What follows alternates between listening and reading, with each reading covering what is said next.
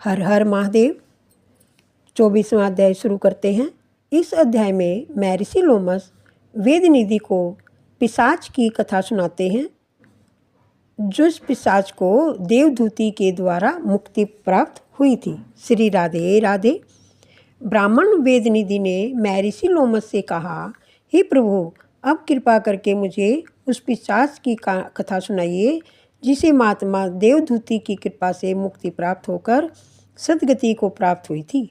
ब्राह्मण वेदनिधि की प्रार्थना पर महर्षि लोमस ने उन्हें कथा सुनाई। श्री राधे राधे।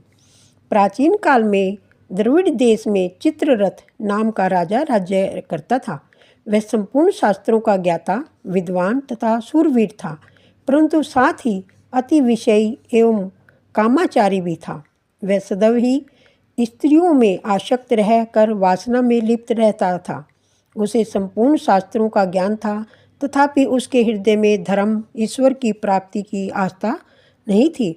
वह नास्तिकों के समान प्रश्न करता और भगवान कौन है, कहाँ रहते हैं, किसने उन्हें देखा है, इस प्रकार के निरर्थक प्रश्न करते हुए वह सदैव ही पापाचार में लिप्त रहता था। श्री राधे राधे। राजा चित्ररथ का अधर्मी एवं नास्तिक जीवन इतने तक ही सीमित नहीं था, बल्कि वह भगवान का भजन पूजन करने वाले धर्मात्मा आस्तिक जनों को भगवान पूजा के अपराध में कठोर दंड भी दे दिया करता था। पाप युक्त और दुराचारी जीवन व्यतीत करते हुए आयु पूरी होने के पश्चात एक दिन राजा की मृत्यु हो गई।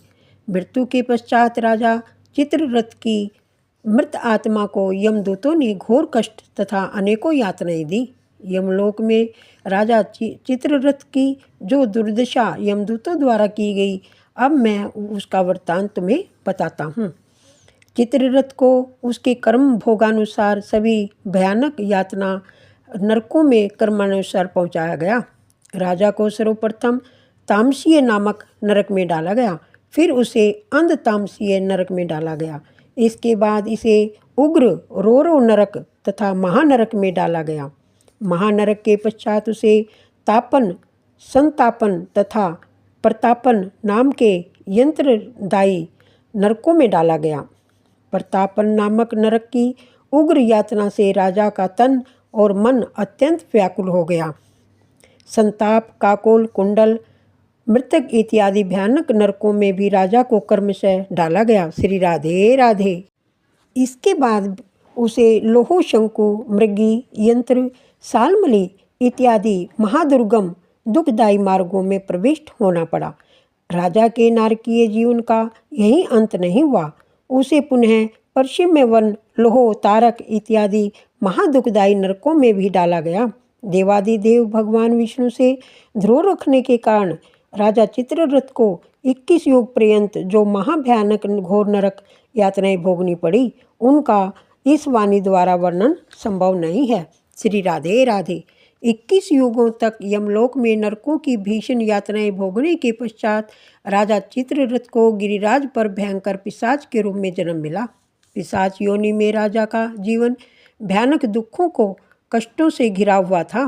वह सदैव ही भूख और प्यास से व्याकुल होकर भटकता रहता था। उसे सर्दी गर्मी की भी असहनीय यातनाएं भोगनी पड़ी थी। श्री राधे राधे। इस प्रकार पिशाच योनि का दुख भोगते हुए भूख, प्यास और कष्टों से व्याकुल पिशाच देहधारी राजा चित्ररथ ने परशुश्रवण वन में प्रवेश किया। वहाँ वह एक बहेड़ के वृक्ष की छाया में बैठकर अपने दीर्घकालीन यंत्रणादायी जीवन पर विचार करते हुए वह रोने लगा और चीखने और चिल्लाने लगा, हाय मैं मरा। इस प्रकार दुख से व्याकुल होकर चीखते हुए पिशाचधारी देहधारी राजा चित्ररथ बहुत देर तक रोता रहा। पिशाच देहधारी राजा चित्ररथ युगों से कष्ट पा रहा था। अब वह हर समय सोचता रहता कि क्या कभी मेरे दुखों का भी अंत होगा? यदि इनका अंत होगा तो कब होगा और कैसे होगा? पापों, दुखों, असहनीय कष्टों में डूबे मुझ पातकी की रक्षा कौन करेगा? कौन इस दुखदायी तथा हृदय विदारक जीवन से छुटकारा प्राप्त कराएगा? पिशाच रूप में राजा चित्ररथ दिन रात यही सोचता और रोता रहता था। श्री राधे राधे। 24वां अध्याय संपूर्ण हुआ। श्रीमन नारायणी नारायणी हरि हरि, लक्ष्मी नारायणी नारायणी हरि हरि।